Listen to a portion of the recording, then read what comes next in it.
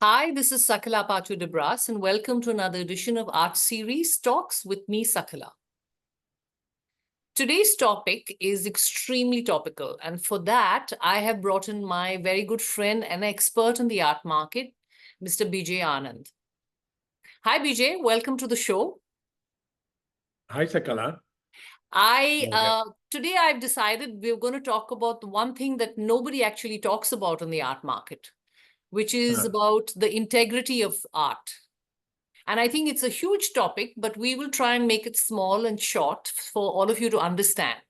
So, Bijay, without further ado, I'd like you to say something about the topic, which is integrity of art. Actually, it's a great topic for me. I just love the subject. I actually wrote an article in the Financial Express, I think about 20 years ago, on the same. And actually, what I did was I divided this into three categories, and I'll list them for you. The first category, I spoke about the integrity of the artist. Okay. Okay, now, really important, because what happens is that, let's say, for example, a Prabhakar Kolte, why I like him so much. I like Prabhakar Kolte because of his integrity. When he started painting, he wanted to make abstracts. He was good in figurative. You should see some of his earlier figurative works. He was very good. But he wanted to do abstract. He wanted to be an abstractionist. Now, he was not able to sell abstracts. And everybody told him that, if you want to make a living, you want to sell your works, you want to make money, make figurative. And he said, no, I believe I'm an abstractionist and I will only make abstract work. And nobody bought his works. Again, Jairam Patel thing, nobody bought those black blobs. Yes, beautiful. Now, this is what it means, the integrity of the artist. When the artist has that integrity, he doesn't care whether it's going to be sold or not sold, whether it's going to be appreciated, not appreciated. His integrity, his honesty is in making what his soul wants him to make, which is why a Gaitonde is so beautiful. Yes. People used to call it pro shit at one point of time. The people who didn't understand art. Yes. But the people who understood art bought it, and they are the ones who have invested 7,000 rupees and are selling that same painting for 38 crores of rupees today. Oh my God. The integrity, we're going to eventually, on this topic, come to the integrity of the buyer, of the collector. Yes. That is the last one. So, as far as the integrity of the artist is concerned, coming back to that, it's about making what they want to make, what their soul is begging them to do. Okay. Even if now Kolte makes let's say abstract works and his integrity is fine, he's not compromised. But now also another problem comes in. When he makes a red color painting, a red color canvas, people love, they pay double for it.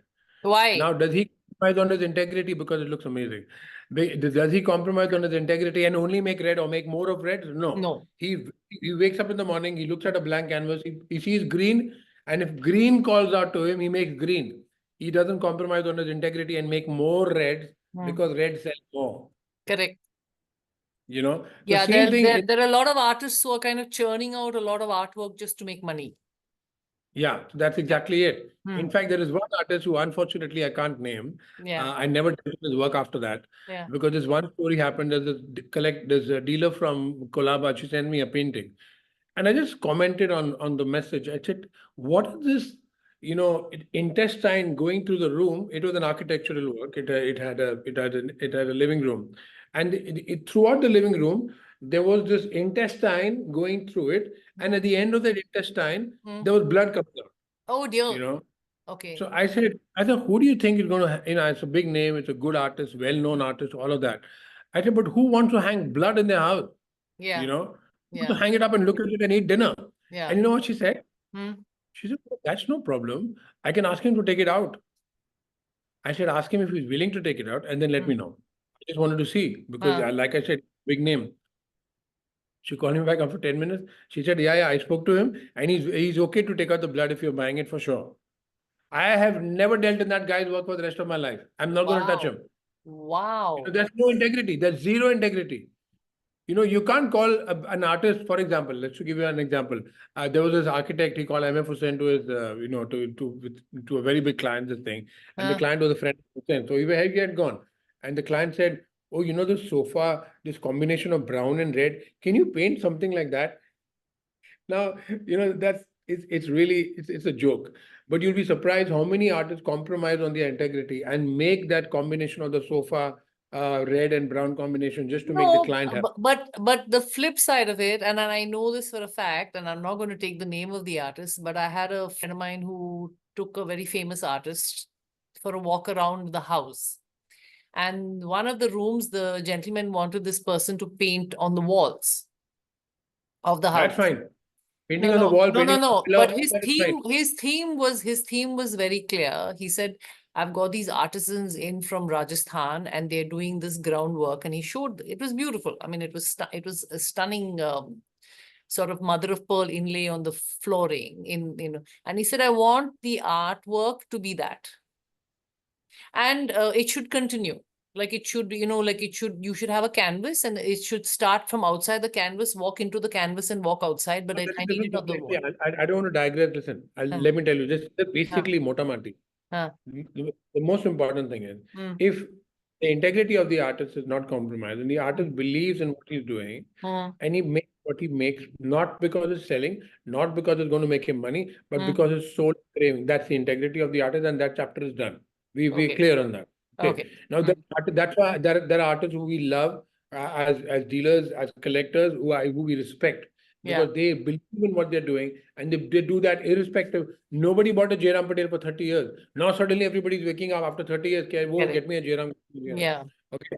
So that's the integrity of the artist. Integrity of the dealer. My collector comes to me, says, get me a decorative work, get me they give me some stupid names or whatever. I said, no, you buy a Brujeshwar Mondal. They look at the work and they say, what is it? My integrity is not to give them the stupid names that they're asking for. And if they want those stupid names, which I don't agree with, my integrity lies in not giving them that and let them find it somewhere else. Because if I don't like those names, if I don't like the artists, if I don't like their style, if I don't subscribe to that quality, me just for the sake of the dealer, just doing that deal for the sake of making the money is compromising on the integrity. You understand that? Correct. It's very clear. Correct. So the integrity of the dealer, again, of course, the integrity of the dealer and not selling a fake or something which is maybe even a doubt to be a fake. Yes. One day I got the most beautiful Jamini Roy sent to me this morning, right now, like a few hours ago, from a very prominent family in Kolkata. I said, what are the documentation? Oh, it says that my father bought it directly from Germany. I said, I'm not interested. I don't, and it's a great work. It's an amazing work. I said, I'm not interested. You get me a proper foolproof documentation. Now the thing is, I can sell it for so much profit because it's such an amazing work. I'm not interested. The integrity of the art dealer as far as the issue of fakes is concerned, number one, as far as the issue of the quality of the works he deals in, number two, the kind of artist that he chooses to represent. Now I get people to say, oh, can you get me a Bakre? Now, I don't think Bakre is a bad artist at all, but I think the market is highly manipulated. Now, again, you asking me for a Bakre and me giving it to you just because I want to make money, I said, no, I don't agree that these prices are valid. You are willing to pay me 1 crore rupees for a Bakre. It doesn't mean I'm going to get you one because I don't agree with those prices. My integrity, my authenticity, your advisor depends upon what I tell you, what is going to work for you, not what works for me. I'm very clear about that. Okay. So every dealer also needs to have that integrity as far as dealing in art is concerned. Okay. Now, finally, we come to the integrity of the collector. Now, we know collectors who say, oh, I need a Hussein. Oh, you like Hussein? No, I don't like it, but everybody's buying it, so I also should have it. Okay. Now, at the end of the day, if the collector is not doing what their heart is telling them to do and just follow a herd mentality or just trying to keep up with the Joneses and just doing what the neighbor is doing or what their competitors are doing, that's not integrity. Okay. Similarly, if I tell you, okay, why don't you buy a Colte? How much is it for? 20 lakhs. No. I just want, but I love the work. It's amazing, but it doesn't fit in with the decor of my house. I mean, whatever stupid reason they come up with. I'm just saying, if an artist is good, you need to support it, and you need to do what your soul is begging you to do. Your soul is telling you to buy that work and hang it up on this wall. Do it. If not, you don't have integrity. If you're doing it for X, Y, Z reason, okay, you're not following the protocol of integrity as far as the collector is concerned. Yeah, but you see, I mean, I'm not one of those people who I have gone through phases where I bought an artist because I wanted the artist in my, portfolio and a work of the artist in my portfolio. But 90% of the time, I have fallen madly in love with the work.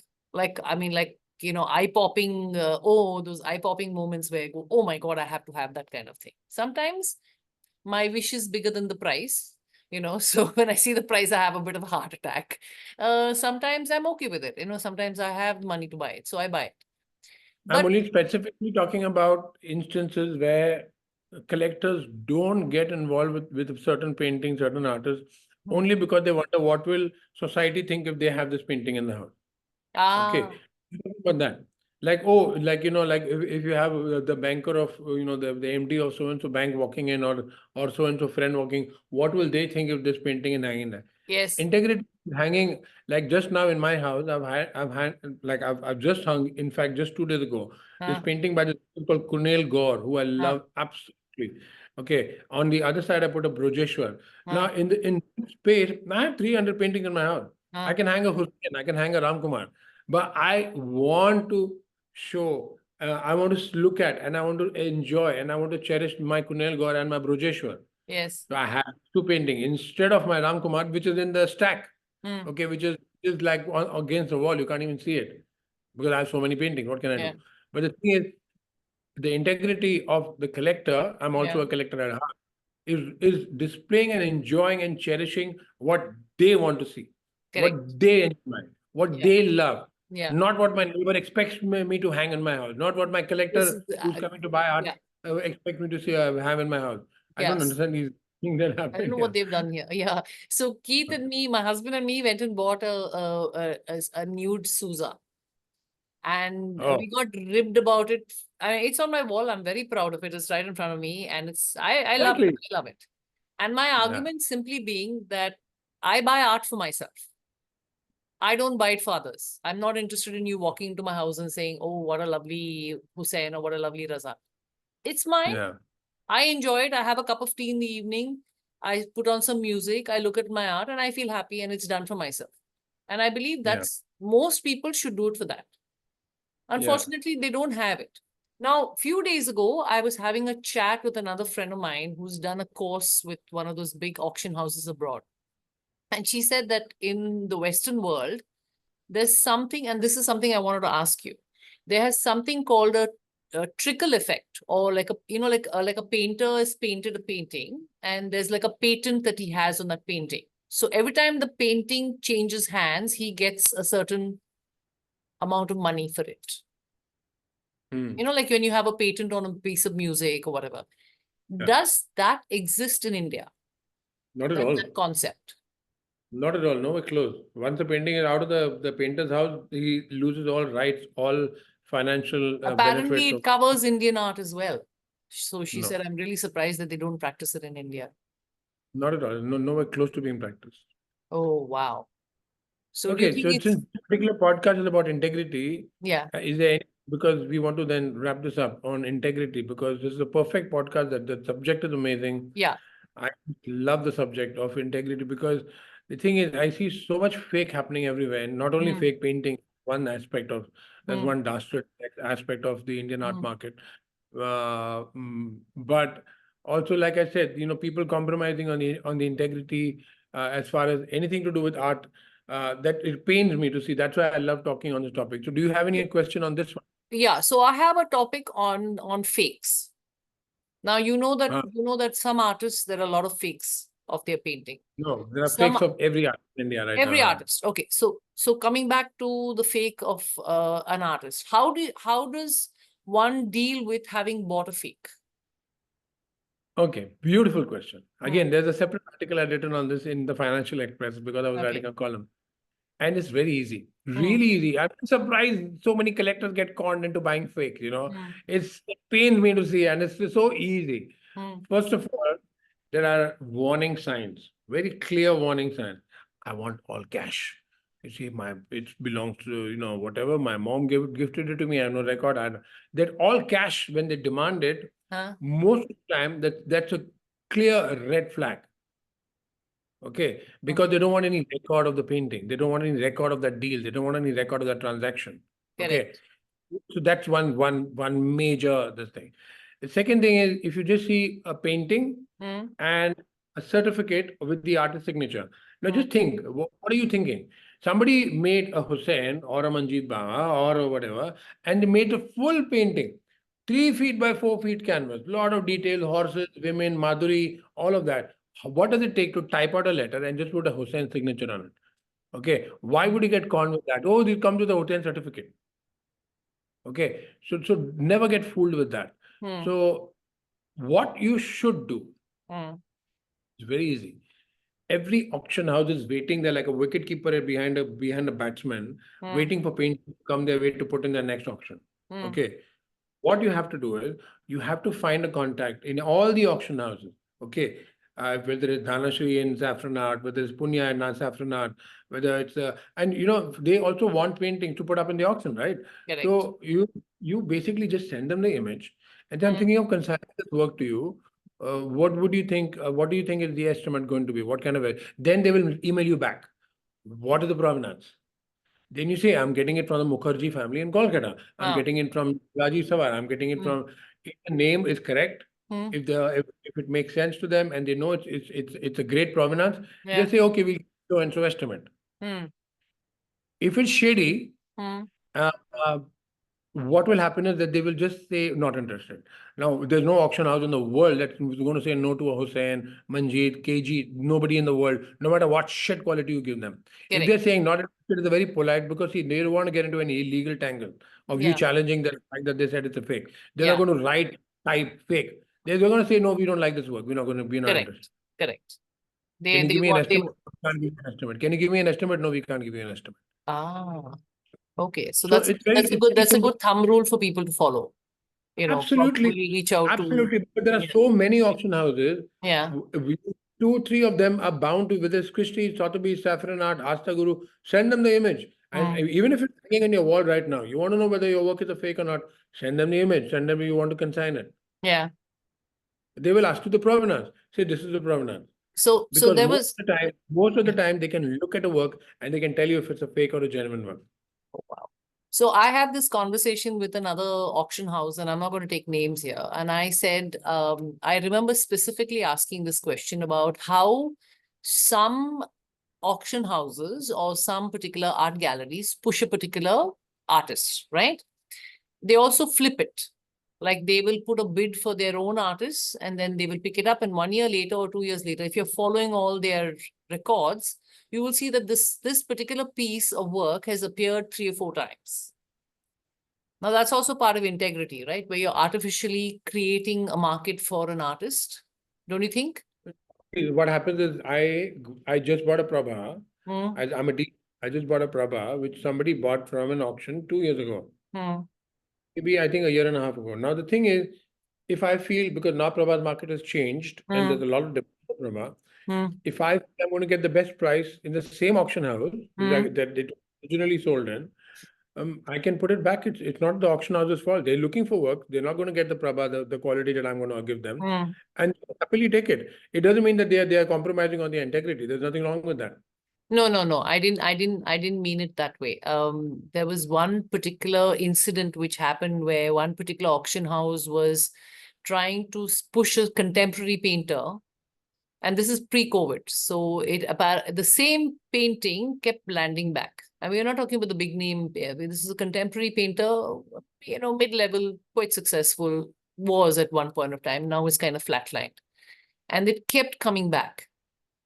And it's come back in the same auction house 3 times. And someone said, no, they're flipping it to make it. So does it happen a lot with auction houses or art galleries where they flip an Any art? reason for today, if supposing if an auction house Hmm. want to make money on a particular artist, they Hmm. don't need to put the same painting back. They want to push the price up. They want to jack up the price up. They want to manipulate the prices. They put different work. Nobody's stupid enough to put the same work again and again, again and again, and make it so obvious. I'm not saying the price rigging doesn't happen in the art world, but by and large, auction houses themselves for their own profit don't do it because it becomes too obvious. In the balance sheet, you can see it. Yeah, Okay. correct. Might help somebody by tying up with them, by collaborating with them to push up the price, and for whatever reason, and then that becomes obvious to us people who are in the know, who know this market works. So let's say, for example, if you take a name like Bakre. Now you're seeing the Bakre prices go up from 1 lakh to 10 lakh, 10 lakh to 50 lakh, 50 lakh to a crore.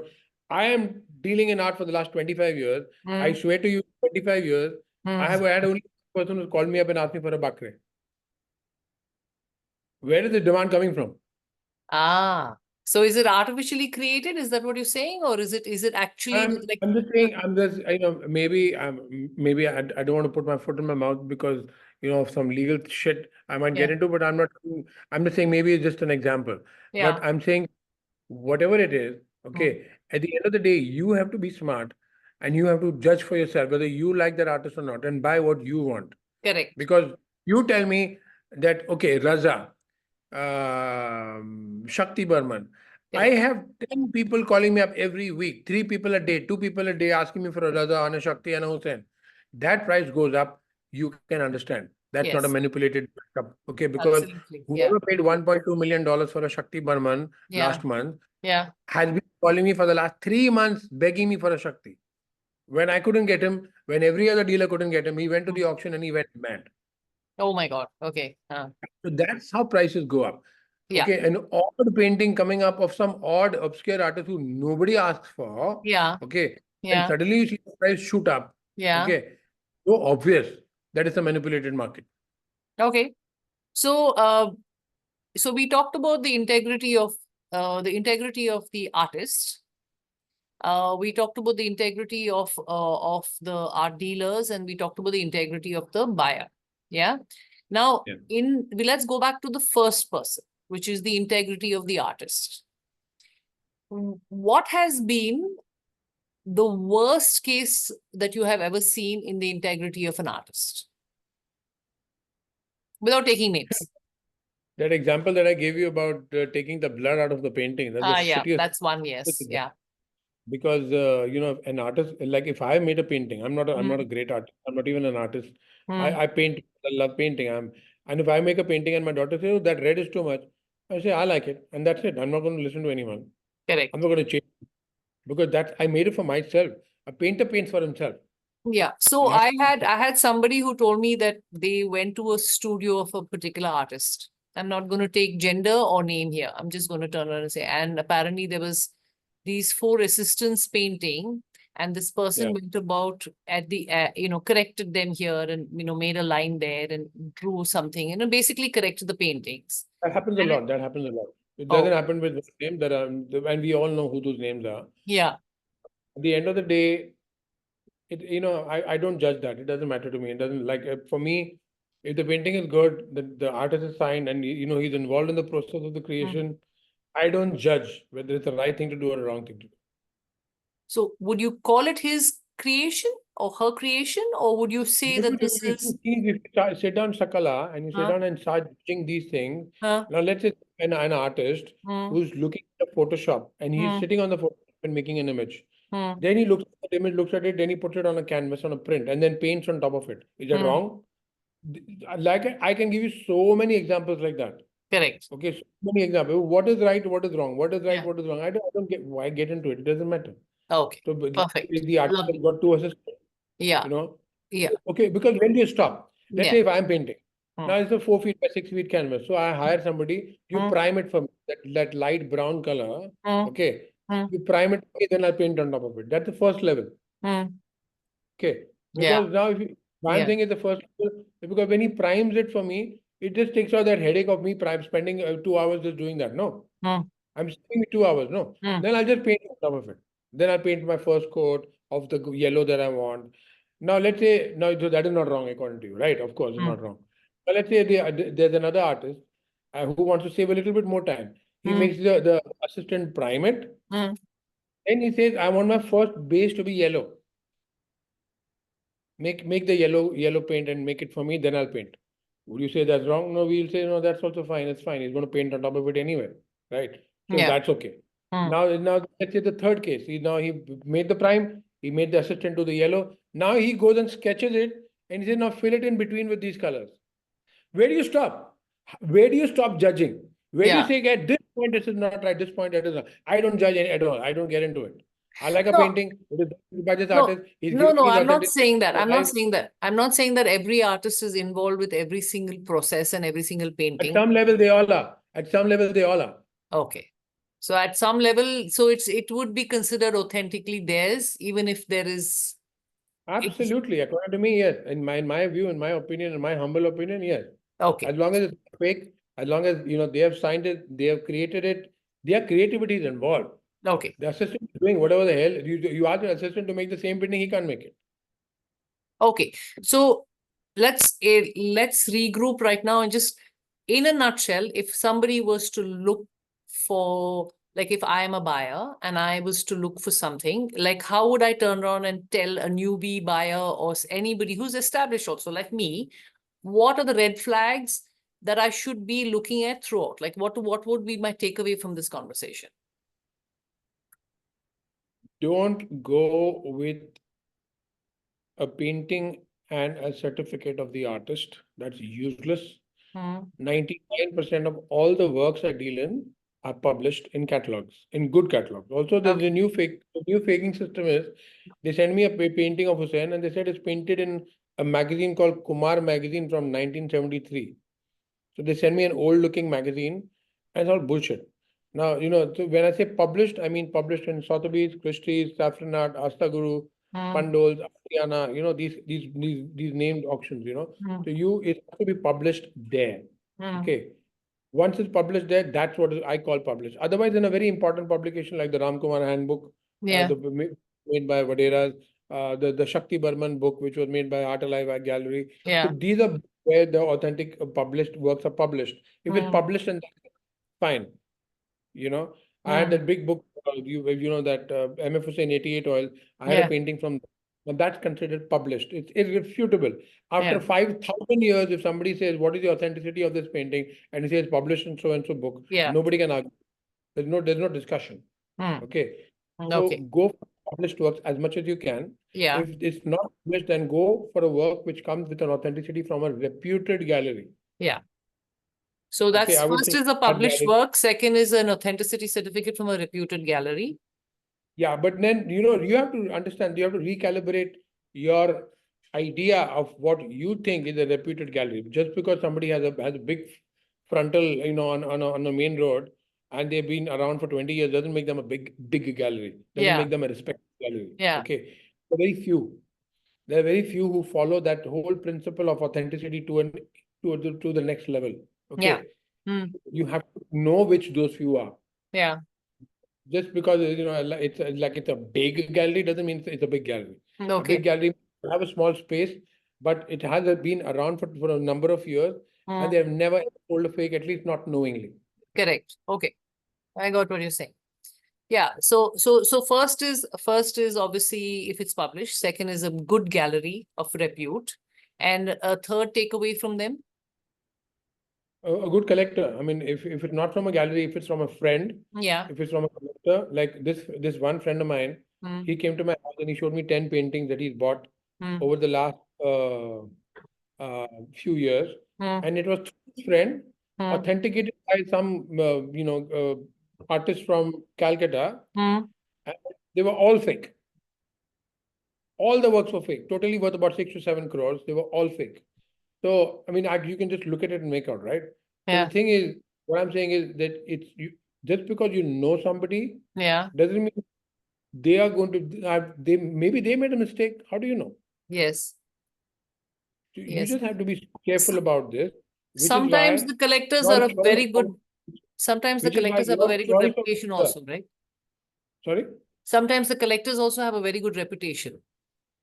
Rajiv Savara, if you any painting from Rajiv Savara's collection, I buy with my eyes closed. I just sold a Hussein collection, and so like that. There are other people like.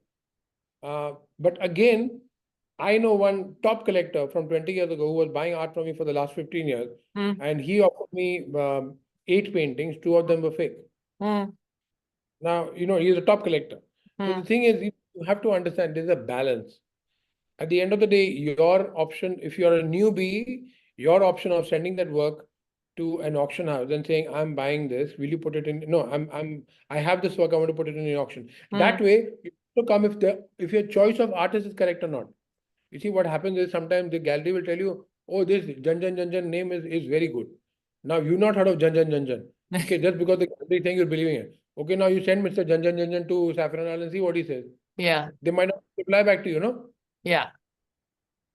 If he's Okay. so great, if he's so good, why would they not want it? Yeah. Okay. Got it. I got it. So I think we're running out of time, but again, I want to thank you, Bijay. This is, I know, very last minute, and I'm really harassing you on these art talks. I love them. I love your questions, and I'm really glad you're doing it because somewhere through you and Yeah. through people like me who know a little bit, 25 years, I'm in the trade. Yeah. At least you are able to put across a message to people who have just started collecting, Yes. and even people who have been collecting it. You never know what you might learn, what you might pick up. I know. I'm extremely happy you're doing this, and thank you for your support. I really do. If people want to get in touch with you, give us your details on how they're going to get in touch with you.